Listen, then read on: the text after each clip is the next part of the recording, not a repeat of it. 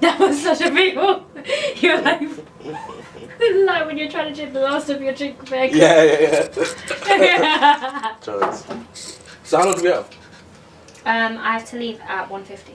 So 1:26. Okay, cool.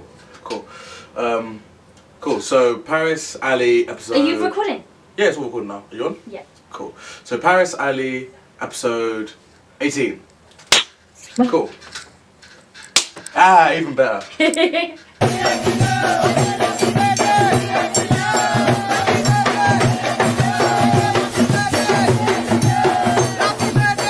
Hi, Pa, how are you?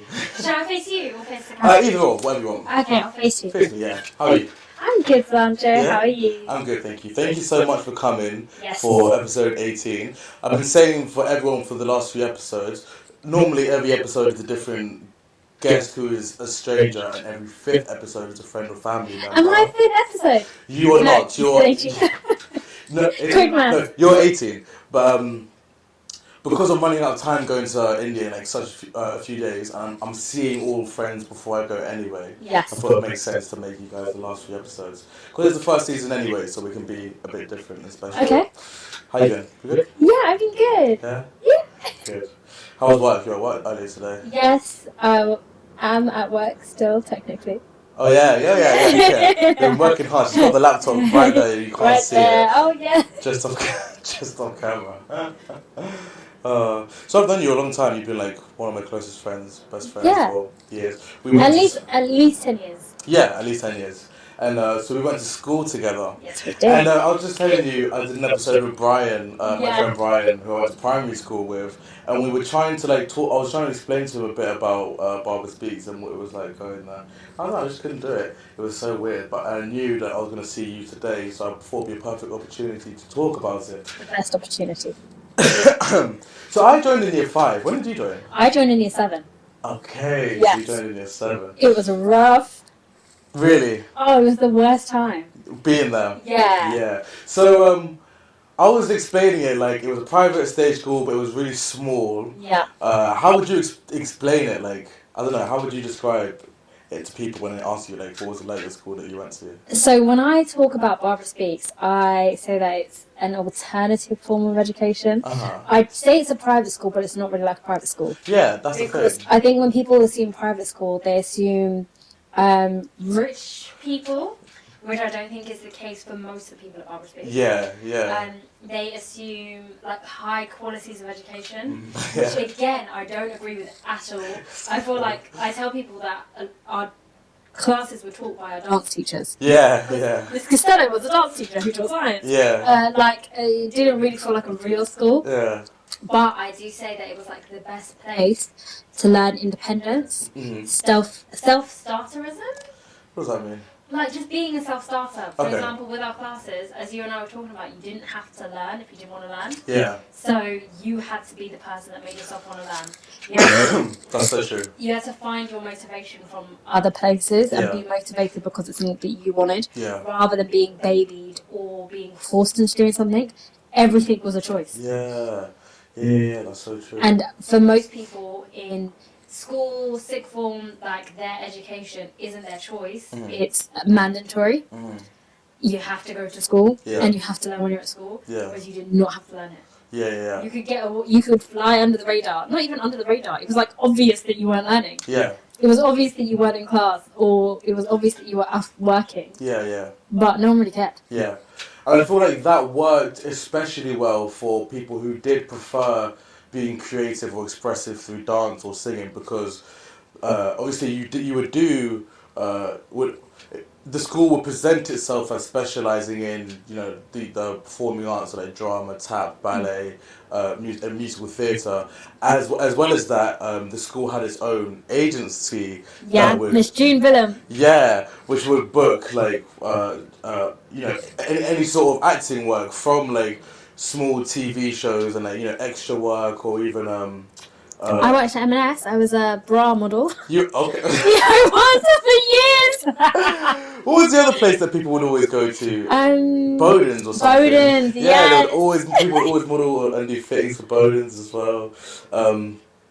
Even Tunatic. Do you remember Yeah, that I show? did Tunatic. Same, I did Tunatic as well. Yeah, so like you get loads of opportunities like that as well. But what I'm saying is that is what the school valued. They valued anyone that was good at, the dance or the acting or the singing, or that would get them a lot of acting work. Yeah.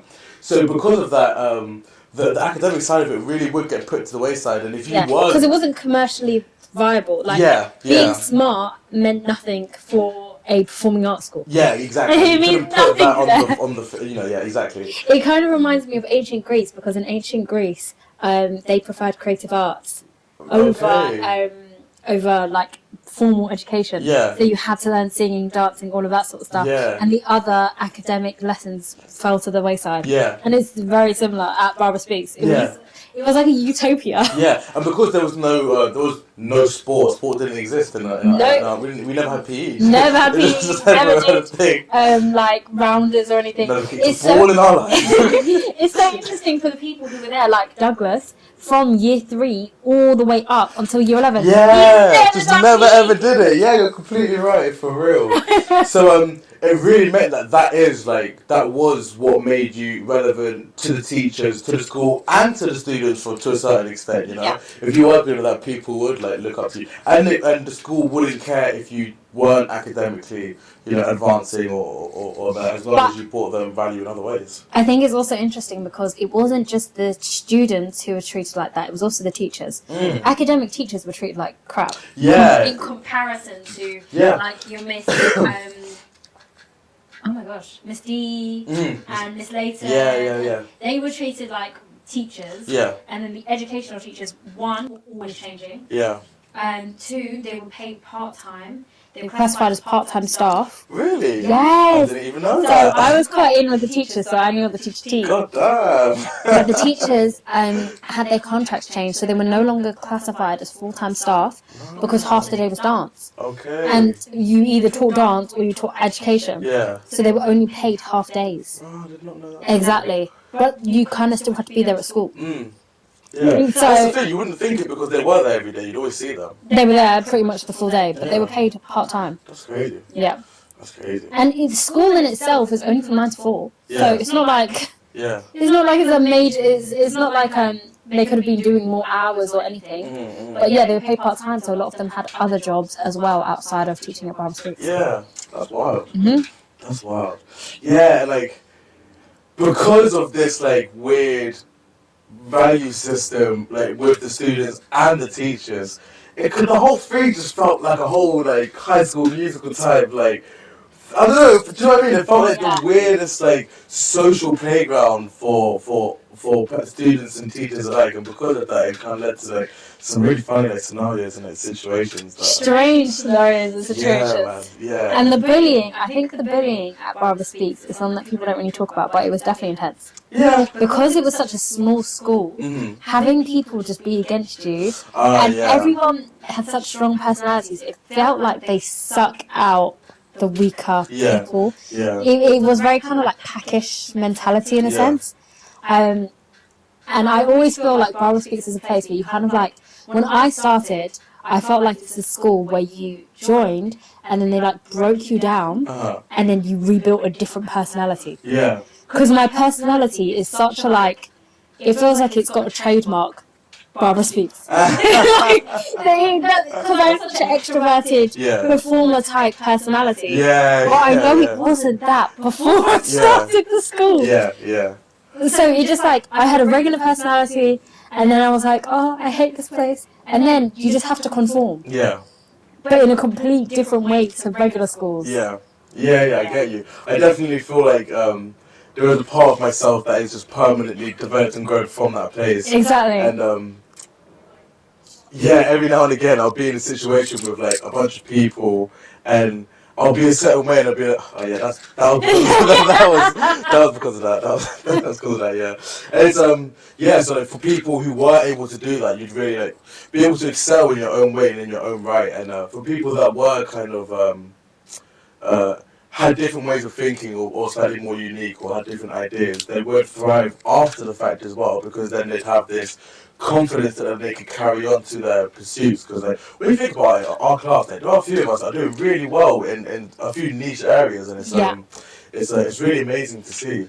But then we've got like influencers, yeah. we've got people on YouTube that are doing really well. Yeah, exactly. We've got performers. Yeah. We've got property investors. Yeah.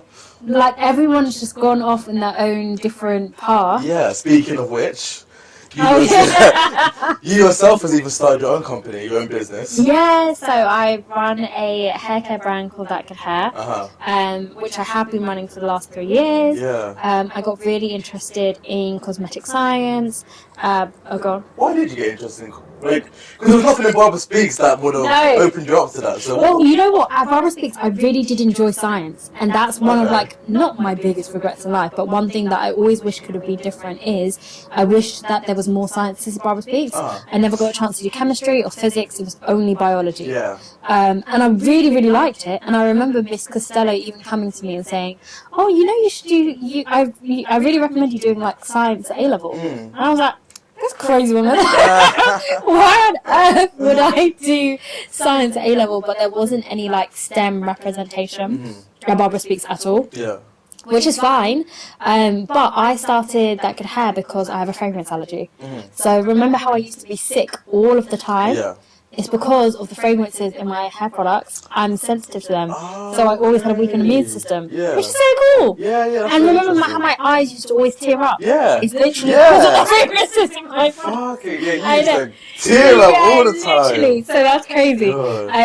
So, hang on. In Barbara Speaks, you'd have them like old school, desk. American style, like desk. a personal desk per person that you then open up and things. So you can sit where you can move your desk to sit wherever you want. Me and Paris would have our desks touching, like, next to each other, touching all the time, every single day. And so that's why we would like. That's why our friendship kind of like solidified. I gave him a tattoo. Yeah, she even gave me a tattoo. Yeah. I think that really paints the picture of the type of school that Barbara Speaks was, because I did this tattoo in class. Yeah. It's not like it was outside of school. It was in school. We went from carving our desks. Yeah, that's the thing, because you have your own desk, you could carve out, like, we'd do so hard. Do you know what? When I think about that, I used to, like, really enjoy that. Like, the fact that you'd have your own desk and, because we didn't change, so in traditional high schools, I think you change rooms per class. Yeah. Whereas we had one class, and it's kind of like primary school. And the teachers would go to, Yeah. That's one thing when I moved to Chiswick in year 10, I got lost so often. Going from class to class, I would get lost so often, it'd be ridiculous. I can only imagine. Yeah. So, segue back, so, you had allergies and you realised this. At what point did you realise this? I don't even remember. I feel like I must have been watching some YouTube videos and someone was talking about fragrance-free products and why they work. I went to the doctors, had a sensitivity test, found out I have a fragrance allergy. The issue is that with most cosmetic products, they just write fragrance on it, but they don't actually write what is within the fragrance. So the actual individual components that you can be sensitive to. So it has to kind of be a broad spectrum allergic to fragrance, when it's actually just little things within that. Okay. So that's fair enough. But I then started making DIY hair products, again, off of YouTube. So I'd be mixing like eggs and mayonnaise and making hair masks and coconut milk. I'd buy a can of coconut milk every week and like drench my hair in coconut milk. Yeah. And just let it sit on until it would go hard. Oh my God. No. And my mum would always get really annoyed because obviously I'm using good ingredients. Yeah. And then Rio, by this point I was at university. So I was already studying business and marketing, and then Rio... your brother? Yeah, Rio, my brother, who is a year younger than me, said, well, why don't you just do this as a business? And I was like, yeah, good point. So I took a course whilst I was at uni in cosmetic formulation for 2 years. And so I finished that when I finished uni. And yeah, then That Good Hair was born. Damn. I kept a blog to like track my hair care journey. And one of the articles was about like a banana hair mask I made. And I've done this twice actually, which is so dumb. But the chunks were too big, so they got caught in my hair. And so Mum and Rio literally had to pull each piece of banana out of my hair. And today, that's still one of my best blogs. Really? It's still on the blog site, thatgoodhair.wordpress.com. Yeah. And it still blows up my phone. Really? People laughing. That's so funny. So you kind of like documented your journey into like learning how to do this, and then it like now turning into a very legit business with amazing products. Yes. That's so cool. Like, obviously, I went to throughout this year you've been in Westfields a lot, doing like a lot of like stalls and like selling your products, and I helped out on one of the days, and just seeing like the amount of interest and hearing you talk about it as well. Like obviously our education together kind of ended at year 10, so over 10 years ago. Yeah, so then like 10 years later, hearing you some of the things that you talk, I was like, God damn, Pat, you kept on learning. Well, yeah, it's honestly so amazing. How so like 3 years in, like, how's it been for you? How's that journey been? Like, where do you feel like you're at? Like, how is it? Yeah, no, well, starting a business is definitely a roller coaster. I think you have a lot of momentum at the start, but when I started, it was 2020. Yeah. Interestingly, I'm not sure if you know this, I was supposed to launch in Westfields, Stratford. So a hair care business was opening, and I was going to be there as a residential hair expert. So I was going to be talking to customers about how to care for their hair. I was going to be selling my hair products in the shop. Obviously, this was all planned out in 2019, like at the end of 2019, went into 2020, COVID, everything shut down. I was supposed to be launching in May of 2020. So I was just like, screw it, I'll just launch online. Launched online, it went all right. It was actually pretty good. It was going good. So it was a subscription model. Customers could order a shampoo and conditioner. But then, being 2020 and being an uncertain time, I decided to get a job. I didn't decide to. I was approached for a job. Okay. So I wasn't looking at all. I was just going to go into my business full time. But I was approached and asked to do this job that was offering me crazy money at the time. And I was like, it makes the most sense. So I did it. And then I didn't stop doing That Good Hair, but it was definitely like the side course. Became a second priority. Definitely second priority. Just managing a pandemic, all of the stuff that kind of comes with that. Also managing like working full time for the first time. All of that stuff just kind of plays a lot. Into my life at the time, and also I was trying to save to buy a flat. So there was just loads of things going on. And so then the whole of 2020 went, the whole of 2021 went. 2022, I started to pick it up a bit more, kind of. And now 2023, I decided, no, I will take That Good Hair seriously. So this year, I've been doing loads of pop-ups, pitches, which has been going really successfully. So I've won 2 pitch competitions this year. And now I'm looking to go for angel investment. So it feels like a very drawn-out starting process to my business. And yeah, it's been going well though. How was it? 5 minutes, right? No, I'm just making sure that it's actually picking up my audio. Oh yeah, it looks like it. You think so? Yeah, it's good, it's good, that's good. Alright, cool, good. I'm looking down like, why are you recording this? But yeah, it's been a long, drawn-out kind of process to starting a business. It almost feels like I'm still in the first year. It's just taken 3 years of the first year. Because I'm not like completely off of the ground. Almost. It feels like I've just not been stalling, but just like going, just going. Rather than going up. Kind of like a plane before it takes off, how it like drives on the ramp for a while and then goes up. It needs enough speed before it can do that. Exactly. So that's sort of what I've been doing at the moment. But I'm looking to get a permanent shop at Westfields, which we are hoping to do in Q1 of next year, 2024. And that is the plan. What's Q1? The first quarter. Okay. So sometime between January and March. I see. Yeah. Q1. Q1. Interesting. Business talk. Yeah. So, well, after a year of taking it, like you said, seriously for yourself, to be able to potentially get the opportunity to have a permanent place in Westfield, that's fucking amazing. So cool. Thanks, Andrew. It's so exciting. Quick question: do people call you Zandra on this, or do they call you Alessandro? No, you're the only part. Like. So all my sisters, including parents who I see as one of my sisters, call me Sandra. Yeah, even like my mum. So it's just you four. It's just you four. What does Jamelina call you? In the world, Ali. Sometimes they'll call me Sandro, Yeah. but mainly it's just you four. I used to call you Sandy. You do, yeah. And you were like, you won't stick, you'll forget. Yeah, I'm not a big fan of that one. I'm not a massive fan of that one. I had to make sure I remembered that nickname. I was never going to forget. Oh, gosh. So, I always find it so funny, like, go from Barber Speaks, like, having our desks next to each other, touching, to, like, being here 10 years later, talking about getting into, like, second year of owning a business and yeah, just all the accomplishments that we've made from that. Like, do you owe much of that to Barber Speaks? Do you feel like a sense of like gratefulness? Because I know that a lot of people feel a sense of resentment towards the school, whether it's because of the social experience they had there, whether it's because of the fact that it was a school that didn't have much academic support. So because of that, a lot of people coming out of that school felt like they realized that they didn't want to do anything creative, but also didn't have any sufficient GCSEs or anything to continue their academic education in the way that they could. Obviously, most people did and were able to find a way, but it didn't help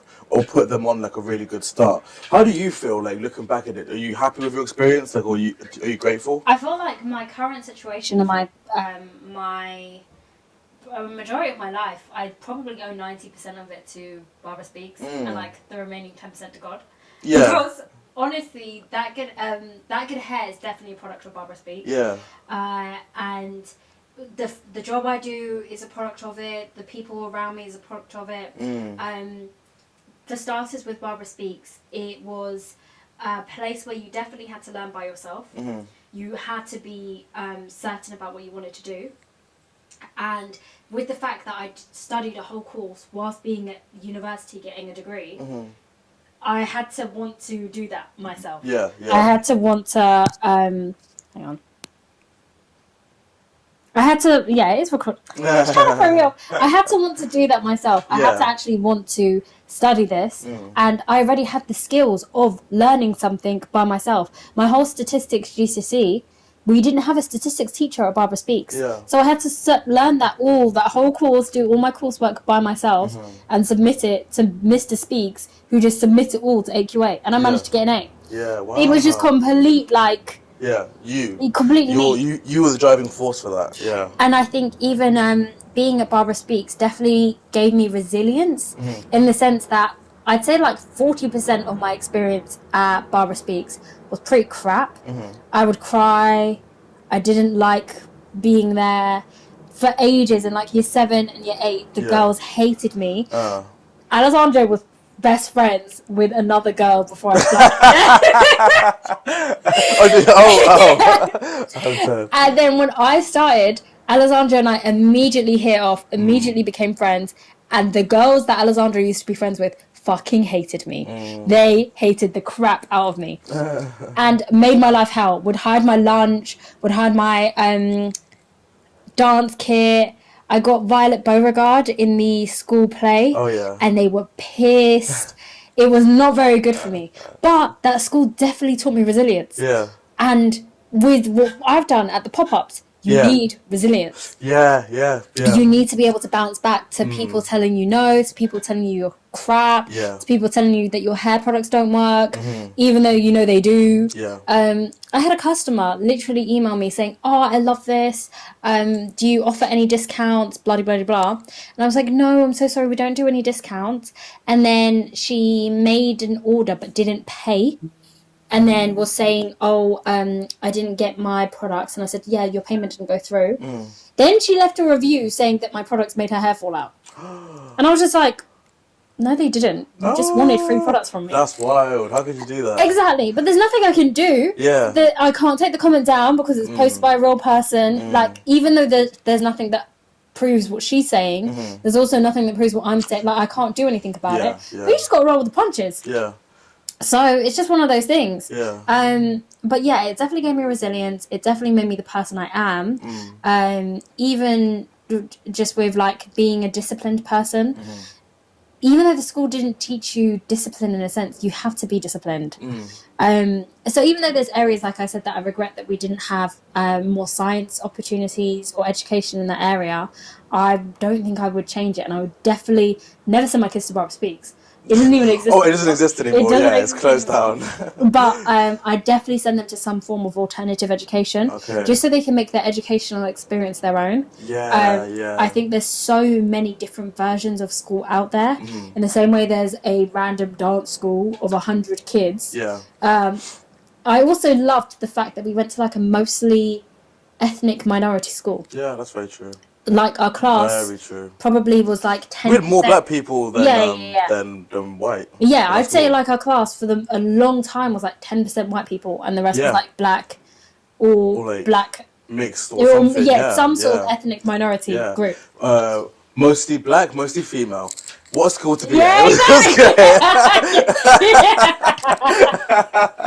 It was a great time. I can't complain.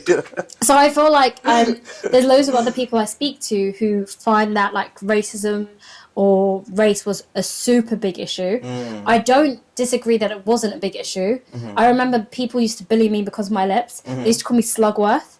Oh God. Yeah, I know. And I was like, what? Oh shit, I remember that. Yes! They used to call me Slugworth because I have massive lips. If that isn't racially motivated, I don't know what is. But so funny. So there was definitely like some sort of racism stuff or internalized racism. It was a white dude, like some random white, you know who it is, but some random white dude who started this as a thing. But we didn't have as much of it. I know it definitely would have been way more prominent if we went to a mainstream school in the UK. 100%, like, 100%. Yeah, and because we were the majority, stuff like that could kind of get stamped out relatively quickly. If there was a situation like that would arise, those individual situations would kind of dissipate fairly quickly because there wasn't then like a whole group of people that can kind of get behind it. See, but it's situations like that even taught me resilience. So ages, that's true. I didn't say a word. I knew it was about me. I knew all of these jokes were about me. Everyone's BBM's going off and mine wasn't, and everyone's laughing. And I was just like, okay, cool. And then I realised I have to confront the situation. So on a walk home from school, I batted up. Oh, sorry. I'll beat that. But I confronted the person who started this. And that is me growing that resilience and realising that I have to stand up for myself.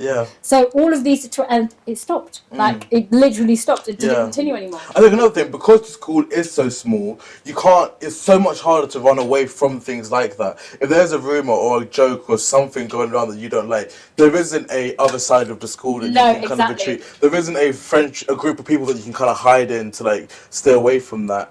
The playground was, like, 4 times this size of this room, something like that. Genuinely, innit? Like, you could run end to end in 5 seconds, literally. Do you know what's so funny? So Ramon, my boyfriend, lived in Acton, and he would come past our school like most days. Oh yeah. And he'd walk past, and he was like, I remember looking at the playground or the area and being like, why are they all there? Because he was like... assuming there's another bit at the back or something. Assuming there's a playground somewhere else. Like, why do they all hang out at the front? He didn't realise that was like that is the playground, Honestly, when I first went to the school, I was like, oh, so where's the playground in the back? Like, where's the actual thing? Crazy, isn't it? It is really crazy. When you think about it, like, the whole school just in that one little bit. But if you think about it, it was the younger school at one time and us at another time. Oh yeah, that's true. But considering there's only 100 of us, it's like 50-50. 50 people can fit in at one space. Yeah, it's true. And then like, you should walk around in a circle for exercise like in a prison. And they have bars! Yeah! They have bars in the windows! Literally, you weren't allowed to football. We were allowed to play with beanbags. We could play basketball with beanbags, do you remember? And try to throw them in the hoop.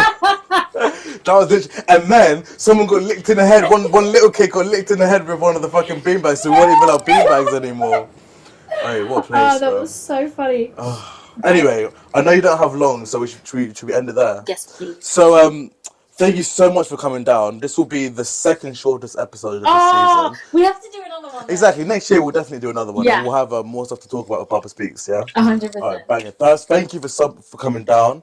It's nice to know you as always, and I will see you guys next week, and I'll see you soon. See you soon. Bye bye. In a bit. Bye. Thank you so much, pal. That was really.